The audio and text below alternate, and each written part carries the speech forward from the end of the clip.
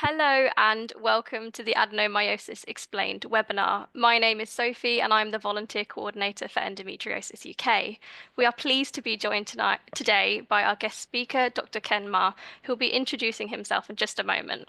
So this webinar will include discussions around subfertility, miscarriage and hysterectomy. This webinar will be recorded, so if you feel that you need to step away and catch up in your own time, please do so. Before I hand over, I would like to remind viewers that this webinar will have a Q&A section towards the end, where Dr. Ken will be answering live and pre-submitted questions.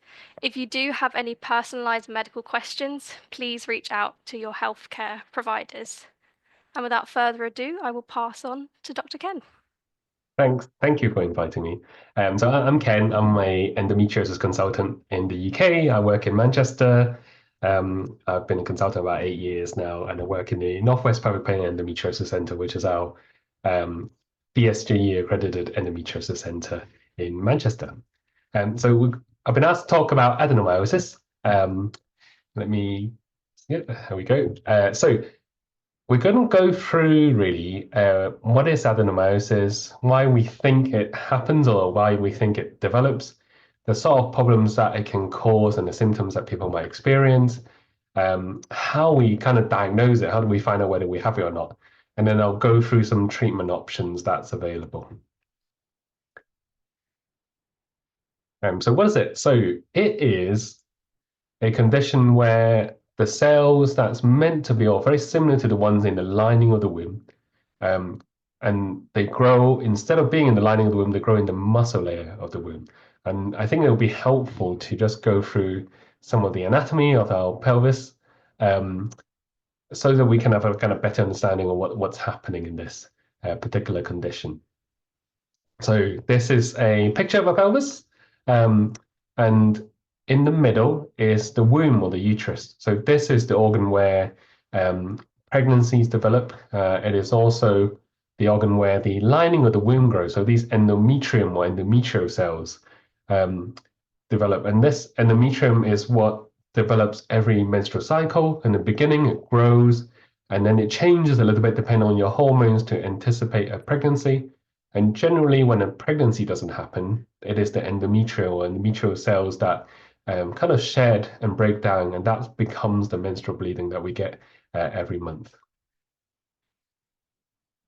On the outside of the womb is your neck of the womb or the cervix. So this is where we have our cervical screening and the vaginas in here.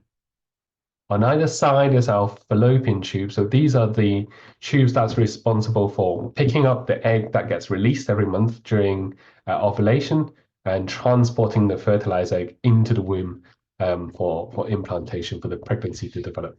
And below that are our ovaries. So our ovaries are the organs that's responsible for producing the hormones estrogen and progesterone. And these are hormones that dictate or control our menstrual cycle. So the lining of the womb grows in response to the hormones that comes from our ovaries. So adenomyosis, what is it? It is when the cells that are very similar to the lining of the womb, so these endometrial-like cells, grow in the muscle layer. So in the womb, we've got the inner layer, which is the endometrium, and then we've got the muscle layer, which is the myometrium. And we actually have like a inner muscle layer and an outer muscle layer. And it's actually really quite clever. So the inner muscle layer contracts slightly differently at different times of the menstrual cycle. So in the beginning of the cycle, where we're expecting the sperm to travel up towards the fallopian tubes, it actually contracts in a direction from bottom up. It kind of makes sense. It helps the sperm travel up. And then when the egg is fertilized, during the phase when we expect implantation to happen, it doesn't actually contract very much because you don't want to disturb that process of implantation. And then towards menstruation, it actually contracts in a different direction from top to bottom to help shed the lining of the womb. And it's this kind of quite special layer that gets affected by adenomyosis.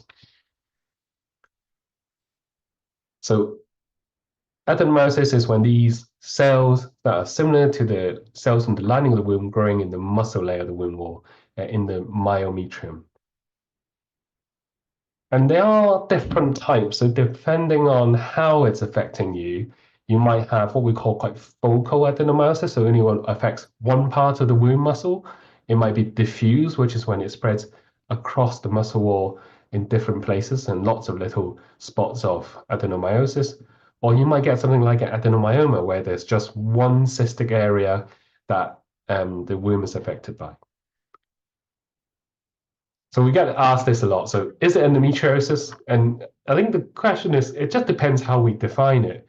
And they certainly show a lot of overlap in the way it works, the way it's treated, and the symptoms that it causes. So it's not quite the same condition. Um, because endometriosis is when you have the same type of endometrial-like cells, so cells that come from the lining of the womb growing outside the womb. So the common place being near our pelvic organs, so your ovaries, your fallopian tubes, the side of the pelvis, near your bladder, your bowel, or the ligaments that support the uterus that we call the uterosacral ligaments. And it can be any part of the body, as we know. It can also travel out to the lungs, which are more increasingly being recognized as something that women and patients experience. Now, why does it happen? We don't know. I think much like endometriosis, there are a few theories as to why it might happen. The first kind of theory we think might be related is whether it's related to potential injury to the lining of the womb that leads to those cells migrating, moving into the muscle layer of the womb. We kind of think that because we know for women who've had surgery to the womb before, for example, if they've had a cesarean section or if they've had surgery before for a termination or miscarriage management, they are slightly more likely to get adenomyosis. But it's not the whole picture, because micro trauma or a small amount of trauma always occurs in different circumstances. It doesn't mean all women get adenomyosis. So we think there's a genetic component to it where these cells, when they go to an area where they're not supposed to be, has a greater capacity to survive, even though they're in the wrong area. So it's quite miraculous or magical the way that our body is structured, that we have different types of cells in different parts of our body. They stay in their own location. They don't generally leave that where they're supposed to be. And I think that's partly because of our genetics and partly because of our immune system. So our immune system tends to pick up cells in the wrong place, and our immune system tends to destroy them. So we also think with endometriosis and adenomyosis, there's a component where we're not doing that quite right. For some reason, we're not recognizing these cells as being in the wrong place, and we're not getting rid of them. The other kind of theories are, again, very similar to endometriosis, in that maybe these cells, which are in the right place in the myometrium for adenomyosis, for example, they just change. And they might change because of genetic factors. They might change because of external factors that we don't quite understand. They change into these endometrial type cells. And the third theory, which is again very common for endometriosis, is when we are fetuses, some of these cells are already seeded in the wrong place around our body. And during puberty, when our hormone levels increases, they get stimulated to grow. And that's when we start to recognize that they're in the wrong place, because they start causing problems for us. When we see people who come to clinic, what makes us think about adenomyosis? We often think about things called risk factors. So risk factors are factors that makes it more likely to happen. So we know age plays a part. So we tend to see more adenomyosis in women towards the later part of their reproductive life. So from age 35 to 50, we see more adenomyosis compared to women from puberty up to 35. We know the more pregnancies you have a higher chance of having adenomyosis. We don't quite know why that is, whether that's related to the way delivery happens, or whether just related to the way our hormonal changes happen, or whether related to the way structurally our womb stretches and changes as a result of pregnancies. We've mentioned already, any surgery to the womb in the past can increase the chances of developing adenomyosis or being diagnosed with adenomyosis.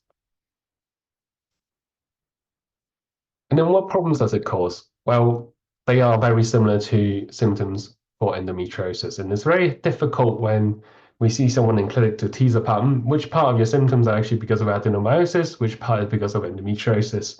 And by and large, it doesn't matter so much in some cases, but if someone's considering surgery, for example, they really you want to know, is this surgery going to help you? Because how much of your symptoms are going to be because of endometriosis, or how much might be from adenomyosis? So the main symptoms are you might get really heavy bleeding with your periods, or what your doctors might call menorrhagia. That might be the term that you see in your clinic letters.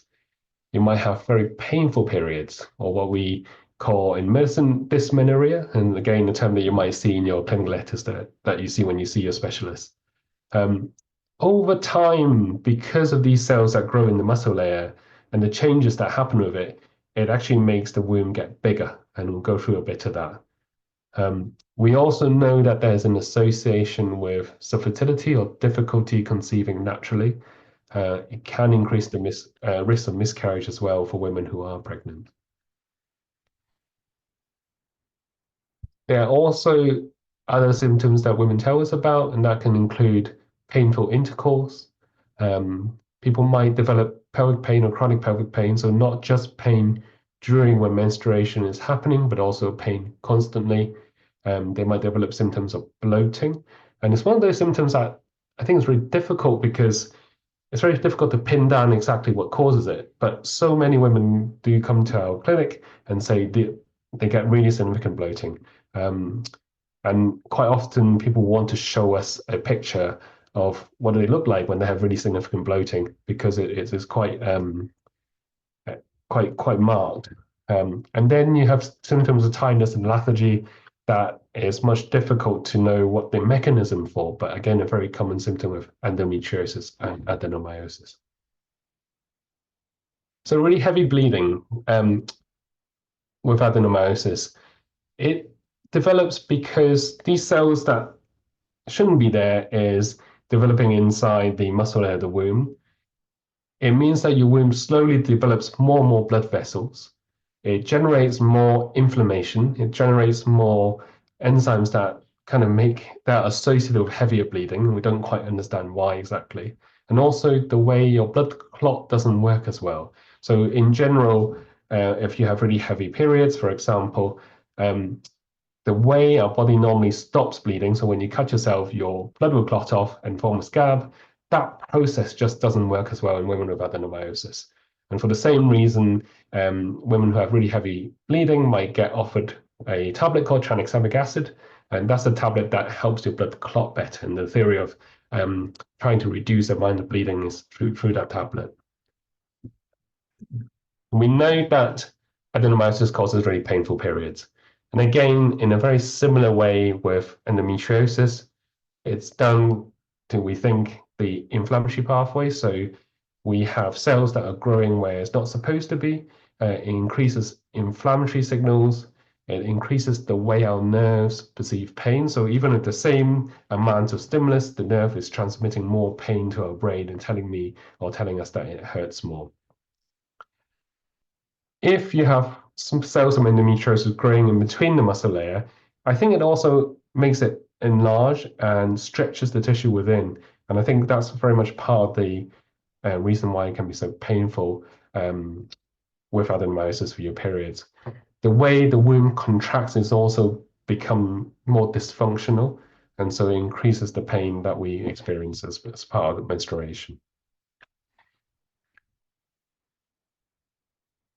This is a picture that shows actually over time, because of these cells that's growing in the muscle layer of the womb itself gets bigger. Um, and I think that plays partly to the symptoms of bloating, but also it increases the pressure on the surrounding organs. So in front of the womb normally sits our bladder. And when you've got an enlarged womb sitting on our bladder, our capacity to hold urine in there reduces. And so women might tell us that um, their capacity or their ability to hold urine becomes much less. Um, the impact on bowel is kind of more inconsistent. So some people will tell us that they have symptoms of constipation or diarrhea, or some people have no symptoms from their bowel side of things. So I'm going to talk a little bit about the impact of adenomyosis on miscarriage, pregnancy loss, and also fertility. So please feel free to jump on and off if you want to skip this part. So in terms of fertility, we know that for women who have adenomyosis, they um, can struggle to conceive. And in a similar way, we know lots of women with endometriosis and adenomyosis might conceive naturally, have normal pregnancies, and never really know about the condition. But in the women who, or the people who struggle to conceive, a much higher proportion will have adenomyosis or endometriosis. So out of the group of people who might present to us with difficulty conceiving, up to about a third might actually have adenomyosis, up to 40% might have endometriosis. And we think that's because implantation or when the fertilized egg needs to grow within the womb lining, um, it requires quite a careful balance between our immune system not doing too much or not doing too little. And with the adenomyosis, it changes that balance. And so the environment within the womb cavity might change. The womb might contract differently. And even when couples try for fertility treatment, it can reduce the success rate by as much as 40%. But that data set is still really small, and there's a lot of uncertainty as to whether there's overlap with endometriosis in that group or whether there are other factors. Unfortunately, we also know that adenomyosis can lead to an increased miscarriage rate. And we don't know for certain whether this is causative, but certainly when we look at the data of pregnancy outcomes, for people who are pregnant with adenomyosis, their chances of miscarrying goes up. And we think it's similarly related to the way it affects implantation or fertility by changing the environment within the womb itself. So how do we know if we have adenomyosis? Well, if you have some of these symptoms, then please do see a GP. Please try and get a referral to discuss it with a gynecologist. When we are in clinic, we tend to consider what the symptoms are and whether you've got any risk factors. And then the diagnosis is actually mostly made either on ultrasound scan or MRI scan.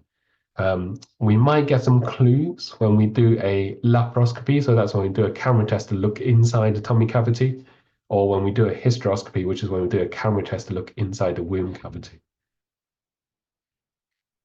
So ultrasound scan is actually a very, very good tool to look for adenomyosis. And in a kind of research setting, we think 9 out of 10 cases can be picked up when you're having an internal ultrasound. But in reality, it really depends on who's doing the ultrasound scan, what their field of expertise is, whether they are a dedicated women's health sonographer, and whether they're really looking for signs of adenomyosis. So I think it's much more variable outside of research, I think, how sensitive or how likely adenomyosis will get picked up, or whether that's something that is looked for by the sonographer. MRI scan is the next kind of main way we diagnose adenomyosis. It's a lot more objective, so it doesn't depend so much on the operator like with ultrasound scan. But we're limited by resource. So it's not an investigation that our primary care colleagues can just reach for. And even in secondary care, sometimes it's limited to specialist centers or tertiary centers in the context of kind of endometriosis and adenomyosis. So picture on the left is a MRI scan. We're looking at someone's scan with their front of the body towards the left of the screen. So we're looking at them sideways.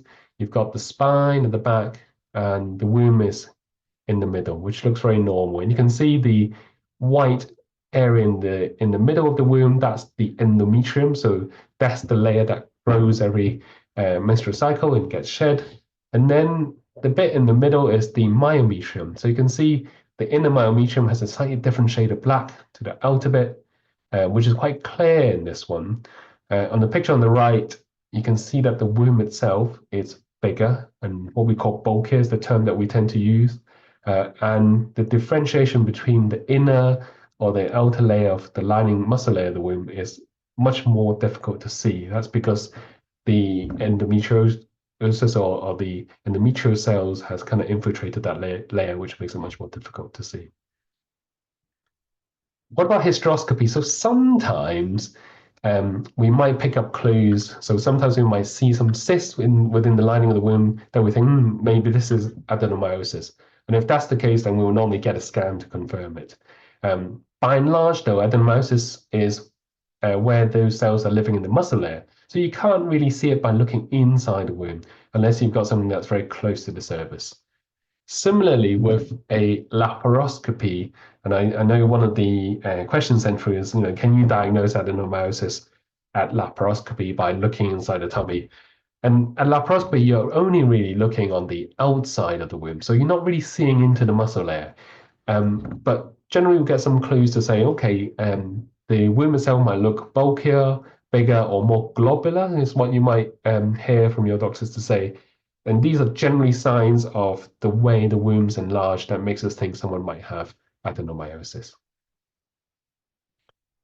So what about treatment? And very much like endometriosis, there are some medical treatment options that are mostly hormonal, and there are some surgical treatment options that I'll go through. And I think it's useful to understand the principle of why we might offer hormonal treatment options. So these cells that are very similar to the lining of the womb, they respond to estrogen. So when you have estrogen levels go around your body, especially in the beginning of your cycle, those cells grow. And that lining of the womb grows to anticipate a pregnancy. So if you've got these cells living outside your body with endometriosis, or these cells living in the muscle of the womb, like with adenomyosis, these cells will grow. And towards the end of the cycle, they might break down, just like the lining of the womb. And that causes inflammation, that causes pain. Now, the other big hormone that goes around in relation to your menstrual cycle is progesterone. Progesterone does something slightly opposite to estrogen. Progesterone tends to stop these cells from growing. It changes those cells to a slightly different type, which is really useful in implantation or receiving a pregnancy. And it stops the growth process. And if you have these cells that are exposed to progesterone for a longer period of time, they tend to, one, stop growing. So we tend to think maybe endometriosis, adenomyosis will stop getting worse. And over a longer period of time, they tend to shrink.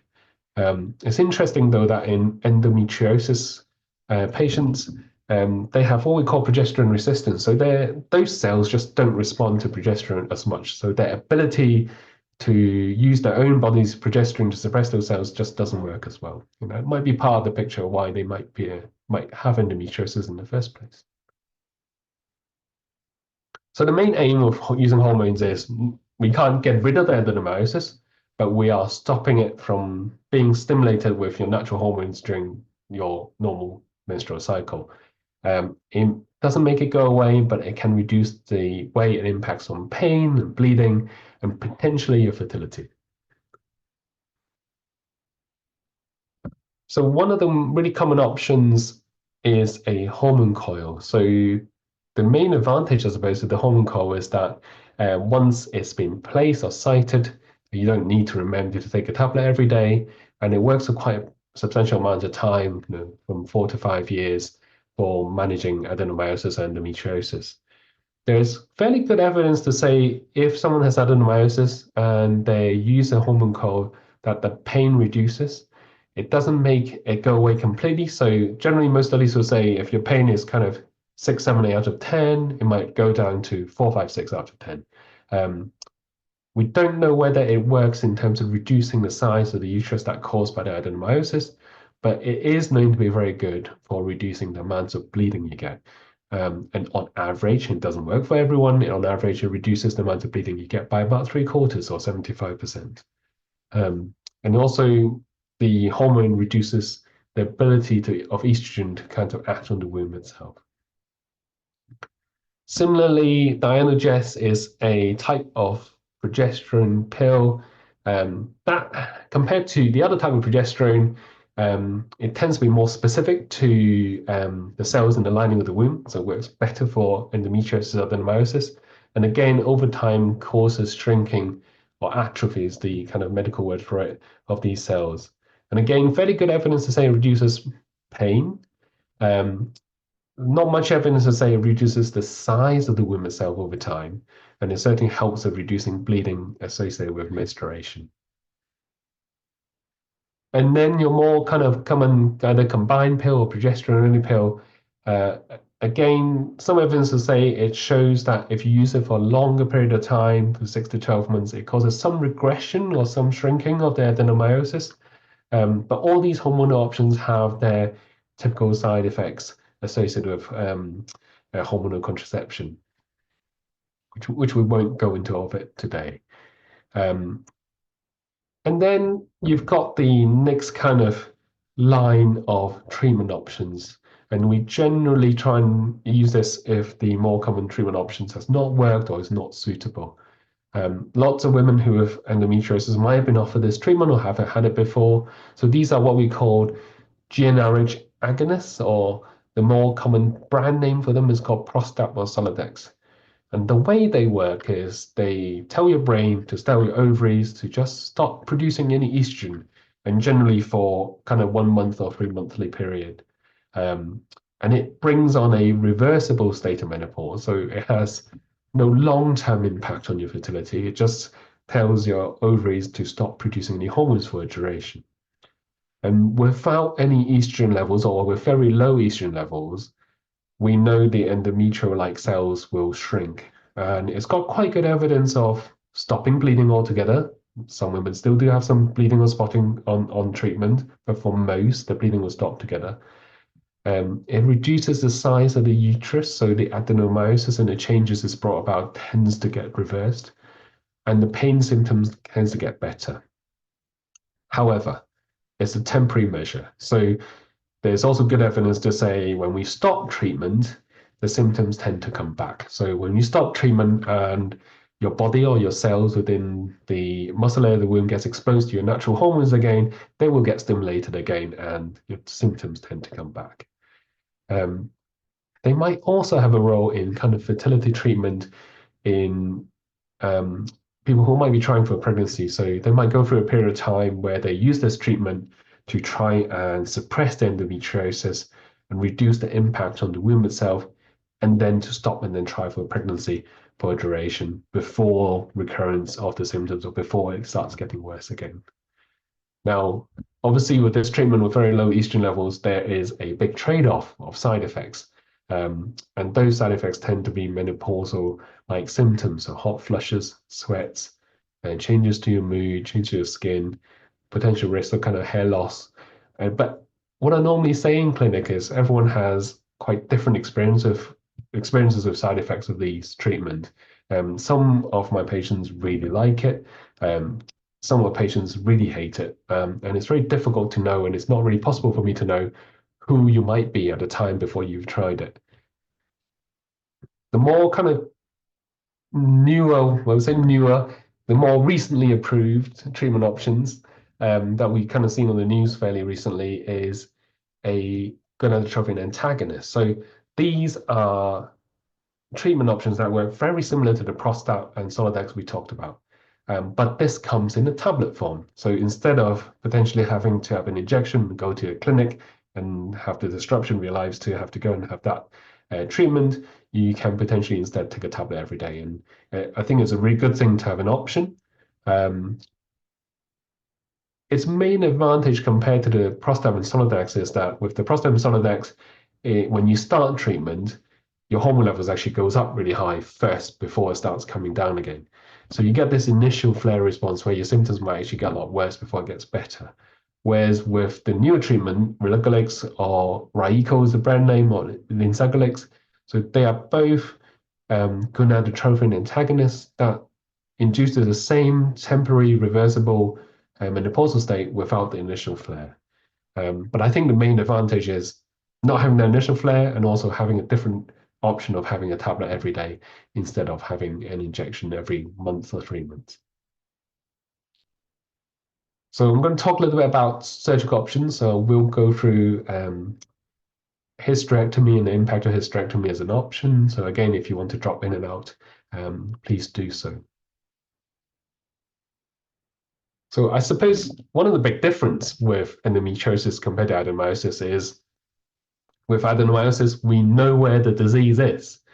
And there's only one location for it. And so one of the treatment options could potentially be a hysterectomy. So a hysterectomy is when we do an operation to remove the womb and generally also the cervix when we do a total hysterectomy. And when we do a subtotal hysterectomy, we'll only be removing the womb part up here. Now, obviously, it's not suitable for those that want to retain the fertility. So only really suitable for those where their fertility desires are no longer something they wish to have. And the main advantage of why we might offer someone a hysterectomy is it actually removes the adenomyosis. So if you have the symptoms of adenomyosis, we know, and we've seen adenomyosis on scan, for example, we know by doing a hysterectomy, a big component of your symptoms will get better because we're actually removing the disease. And in some ways, while we can get recurrence of disease for endometriosis with adenomyosis, you theoretically can't because we've done a hysterectomy, so there's nowhere for those cells to grow again, but obviously you can get recurrence of endometriosis elsewhere in your body. And there's very good outcome with improvement of pain, bloating, and obviously without the womb itself, then your bleeding will stop. And most of the time, hysterectomies are now done by keyhole or laparoscopic or robotic surgery. It does require recovery time of about 4 to 6 weeks, depending on how you recover. And there are downsides to having a major operation. So the main thing that we would worry about as kind of surgeons is there's a risk of injury to other things that are around the womb. So that includes your bowel, your bladder, and also the water pipe going from your kidney to your bladder called the ureters. And that can happen in about 1 in 200 cases, for example. So we know if 200 women have a hysterectomy, we expect one of them to potentially get a complication as a result. And then we have to think about what the long-term impact is of having a hysterectomy. And this is just some of it. And there's a lot more actually data showing different effects of hysterectomy, but these are the kind of main ones I wanted to share today. So we know that after a hysterectomy, the chances of having bladder symptoms or urinary symptoms and pelvic floor issues does go up with time.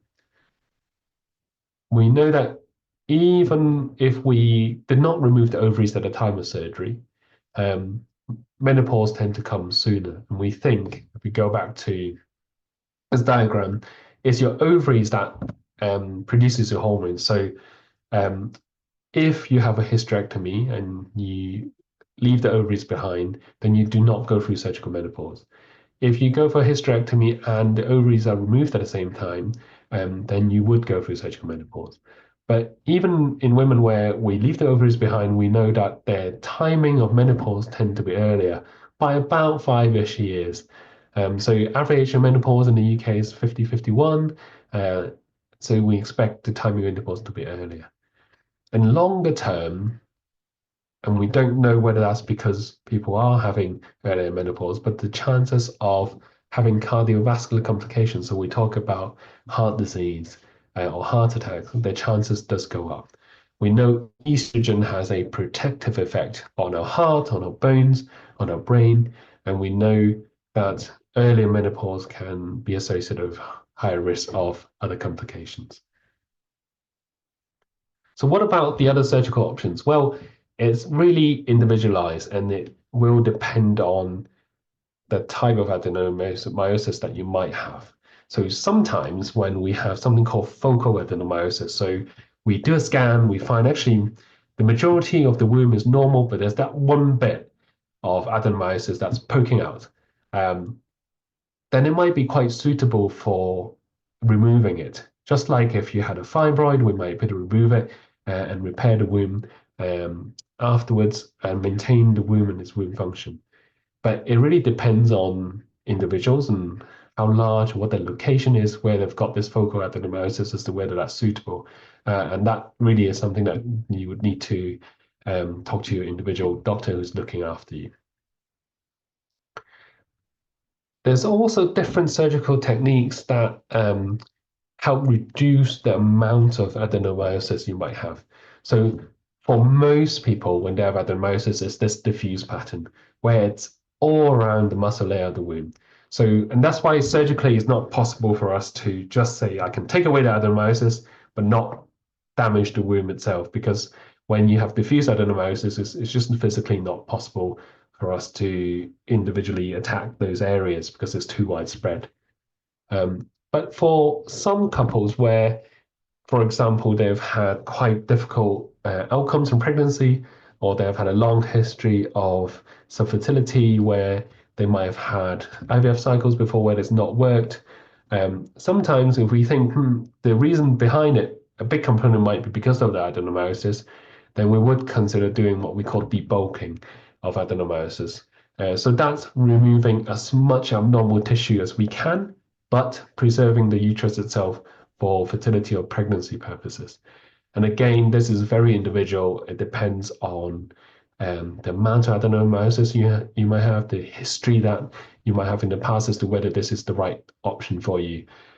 The data is still not very clear as to how much benefit someone might have, but it is quite clear that if we do this procedure, there is an increased risk of the womb coming apart during pregnancy or something called uterine rupture. So there are some real trade-offs. And so that tends to be a type of operation that preserve for people who might have really difficult history with fertility or pregnancy loss in the past. So I hope that we've went through some of these questions and it's been okay. There is some reasons to be optimistic. I think I found a paper that really looked at how often has topics on adenomyosis been published. And for a very long time, it's not really been a well-recognized condition. But in recent years, there has been more and more research happening in this condition. So there's more focus on it now. And so hopefully with time, we'll get better treatments or better options for potentially preventing it, hopefully. That's it. I'll bring you back in, Sophie. Brilliant. Thank you so much for that, Ken. I'm going to go through some of our live questions and pre-submitted questions there. I'll start with a few of the pre-submitted ones while I let people sort of type away their live ones. I'll start off with how common is having adenomyosis alongside other conditions such as endometriosis? So we think adenomyosis affects about 1 in 10 people. Um, when someone has endometriosis, we tend to see adenomyosis in what we kind of 15 to 30%. It's really difficult to get good data on it because the ultimate way of diagnosing adenomyosis is usually actually when people have a hysterectomy. And the pathologist can look at the womb and decide whether there's any adenomyosis or not. The other ways, it might be that they might have ultrasound scan, but it's not picked up, and not everyone has an MRI scan. So quite often, I think it gets missed, or it's not something that we think about. But we think about 15-30% of women with endometriosis will have adenomyosis. We do also see women with just adenomyosis and no endometriosis, but by and large, if someone comes to my clinic and say they've got painful periods, the symptoms of endometriosis are painful intercourse, painful defecation, for example, and I can see on scan they've got adenomyosis, the chances are, if I looked inside, they tell me I will find endometriosis that we can remove. So for that group, for example, even though they're not going to have a hysterectomy, for example, we want to preserve the fertility, their symptoms will probably get some improvement from having endometriosis excised. Brilliant, thank you. I'm going to jump to one of our live questions that we had submitted. Just asking, can there be more pain around the time of ovulation? So I suppose not from adenomyosis per se, but because there's such a big overlap with endometriosis, it'll be difficult to tease apart the data. So theoretically, the only way adenomyosis would cause increased pain at ovulation is by sensitization of our nerves, increasing the inflammatory cytokines or kind of signals that we have around in the pelvis. So it might accentuate the pain that you get or you would have experienced with ovulation normally. But for the disease itself, I don't think there's a direct way to make it more painful to have ovulation. Thank you. We've had a few questions around sort of having a child with adenomyosis. So somebody's asked some of our pre-submitted questions. Will symptoms change with adenomyosis after having a child? Sorry, I just cut off there. Could you repeat that again? No worries at all. We've had someone ask, will symptoms change with adenomyosis after having a child? Hmm. So we expect it to have a very similar response to endometriosis, which is when you are pregnant, you have very high levels of progesterone. And that progesterone tends to suppress the endometriosis. Hmm. And so for most women, their symptoms from endometriosis get a lot better during pregnancy. And then after pregnancy, depending on whether you're breastfeeding or not, that might extend that period of time when the symptoms are better. But what we generally see is after pregnancy, when you're back to your normal cycles of the high levels of estrogen in the beginning of the cycle, then your endometriosis and adenomyosis get stimulated again. So it's a bit like when you go on treatment with prostatin and Solidex, that your symptoms get better for a bit. And then if you are back to normal cycles, your symptoms are likely to return. Brilliant. Thank you. I'm going to go to one of our live questions as well. Someone's asked, how long can you take the Zoladex injections for? Mm. So they are licensed for 6 months. Um, and we know that if you went on Prostac or Solidex without any hormone replacement therapy, then after 6 months, you do see that the bone density or how strong your bones are tend to drop off. In the world of managing endometriosis, especially in women with really severe endometriosis where they've chosen not to have surgery or that might not be suitable for them, um, but they are suffering from symptoms, we tend to use prostatin and Solidex for longer periods of time. But that goes beyond the license, so we would normally say this is beyond the license. But we also know that if you go on this treatment with HRT, so with hormone replacement therapy, that protects the loss of bone density over longer periods of time. And we think that's safe to do so. So generally with patients with endometriosis, we tend to use it for much longer periods of time if they're having a good outcome. And it becomes a balance of, okay, kind of what are the pros and cons of risks and benefits for them. And we think if we're improving their quality of life, then and it's safe to carry on, then we would do. That's a very case by case kind of subject. Yes. Brilliant. Thank you. We've had someone who's asked, how long is a good amount of time to see if a hormonal coil works for you or doesn't? 3 to 6 months, I think, generally. The main thing that makes people want to stop or have it removed tends to be the irregular or continuous bleeding that they might get initially. Um, and that, in part, I think, is the way it's working. So the progesterone is meant to make the lining of the womb shed over a period of time. So the irregular bleeding is the lining of the womb shedding. And that process, we hope, will take around 3 to 6 months to settle down. And I think if really things have not settled by 6 months, is probably not likely to. Um, but 3 to 6 months is a good time to give it some an opportunity to do its effect. Brilliant. Thank you. We've also had somebody ask if you can take a contraceptive pill or something like Dynagest alongside the sort of newer endometriosis pill, the Reichbo sort of pill at the same time, if you can double up on those hormonal medications, so to speak. So it's difficult to know because um, the studies that were done when these medications were licensed didn't take into account of, you know, doing two medications at the same time. Um, we don't know. I think it's more an individual basis to say with your own doctor, what are the risks of having both at the same time? Probably will just mostly mean you are increasing the potential side effects you get from both. Does it work any better? Again, I don't think there's really good evidence to support that. But if you've tried it and it's not working for you and desperate to try something else, then I think it's up to that discussion with your own doctor on an individual basis. Yeah, thank you. I'm going to go back to some of our pre-submitted questions there. Somebody's asked, is there anything I can do to improve my chances of becoming pregnant in the future as someone with adenomyosis? Um, so So there's the basic things like keeping healthy, keeping a normal healthy BMI, no smoking, reducing drinking, and taking multivitamin tablets. So all the normal sensible things. So, but in relation to adenomyosis, we don't have an answer. We think that if, for example, you're not conceiving right now, and we're going to conceive in 5 years, 10 years time, similar to endometriosis, we think theoretically that if you are on some kind of medical hormonal treatment, it would hopefully reduce the progression of the disease. And so from an adenomyosis point of view, we think it might be a good idea to do so, but obviously you need to balance the kind of side effects that you might get from it, how you feel on contraception, for example. Thank you.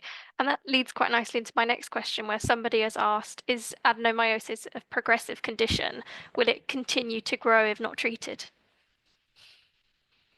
We think so, okay, without a lot of scientific backing. And the clues that we have are um, it tends to happen more with later on in the reproductive cycle. So we think women who are from 35 to 50, as we said, gets progressively more adenomyosis. Um, and so that might be related to progression. We see disease progression clinically, but it's very hard to have had a study to show that's going to be the case. I think by and large, from basic sciences and from our understanding and clinical experience, then yes, we believe that it probably very slowly gets worse. Thank you. We've had a live question there. Somebody's asked about diffuse adenomyosis and if it tends to create worse symptoms. Hmm. Um,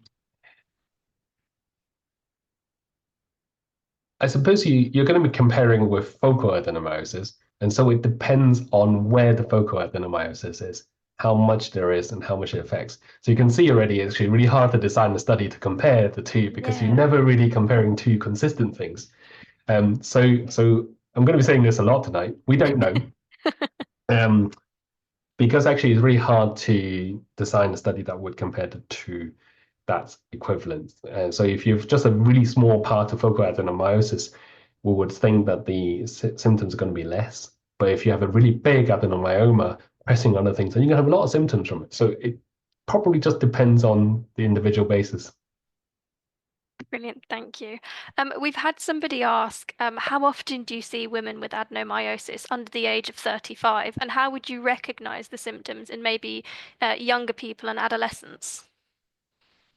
So I think it's just something that you need to think about whenever we see people with symptoms of endometriosis, just because such a big overlap.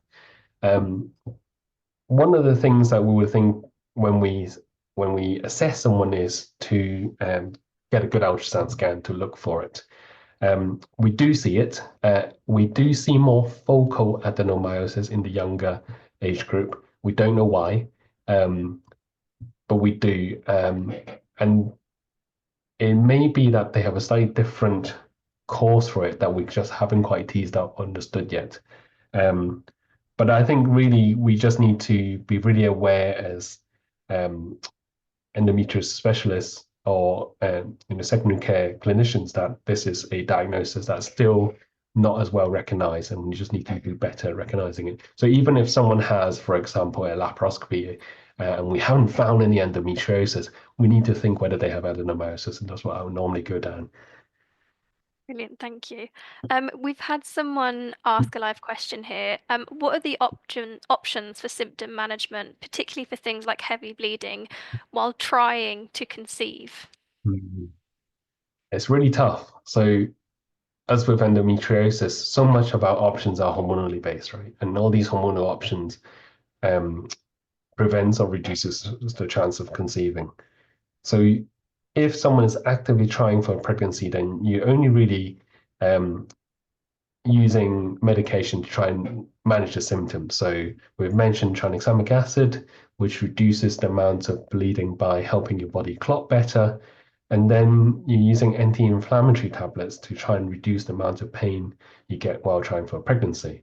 Um, But even then, there's some concerns whether, taking anti-inflammatory tablets, um, even if you take it during menstruation, are going to have an impact on conceiving. We just don't know. We're not left with many options. So you're left with very much symptomatic management of pain, the bleeding that you may experience. Thank you. We've also had a few questions around adenomyosis and menopause. In particular, what happens to adenomyosis during and after menopause? Hmm. So I think similar to endometriosis, because the cells that cause adenomyosis are responsive to estrogen, um, at menopause or afterwards, when your estrogen levels are very low, it'll be similar to when you're having treatment with, for example, Prostate or Solidex or a Raico, for example. So we expect endometriosis and endometriosis to slowly get better. So the amount of cells that are affected will shrink, um, and that the symptoms will hopefully go away because, for example, the bleeding symptoms will stop. But there is a smaller group of women where they continue to have symptoms because even after the menopause.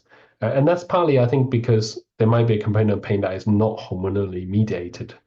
So, for example, if someone has chronic pelvic pain because they have really severe stage endometriosis where things are stuck together, then even if you're not subjected to estrogen or have very low levels of estrogen, that's still going to hurt, and that will persist past the menopause. Thank you. We've had a pre-submitted question, just somebody asking if there's any current research happening to sort of improve the care and the outcomes for those with adenomyosis. And we've had someone ask sort of similar live as well. So there is. So when you sent through that question, Sophie, I did go on our European and kind of national research website to see what trials are going on. Um, but they are mostly large trials looking at fertility-based treatment. So there's are there certain strategies of IVF where it improves its outcome? There are some studies generally looking at hysterectomy samples to see what the prevalence of adenomyosis is. But there's not a lot of treatment trials looking at adenomyosis at the moment. There are some newer treatment modalities. So there are some newer treatment options for fibroids, for example, where they use radio frequency to try and ablate the fibroid. There's some studies looking at whether that helps with adenomyosis. So in the same way you're using radio frequency to try and destroy the fibroids, there's some units trying to see if that works for adenomyosis as well. I think there was a question in the pre-submissions to say, well, what can we do about it to increase research? And the Royal College of Obstetrician and Gynecologists do have a women's health kind of voices forum, and I think it's a probably quite good place to raise issues like this to say we need more research in adenomyosis, and doing stuff like this to increase awareness and so that it gets into the mindset of everyone that this is something that's important and needs more research. Brilliant, thank you. We've had a lot of people comment about sort of the pathway for care and sort of starting that diagnostic journey for being diagnosed with adenomyosis.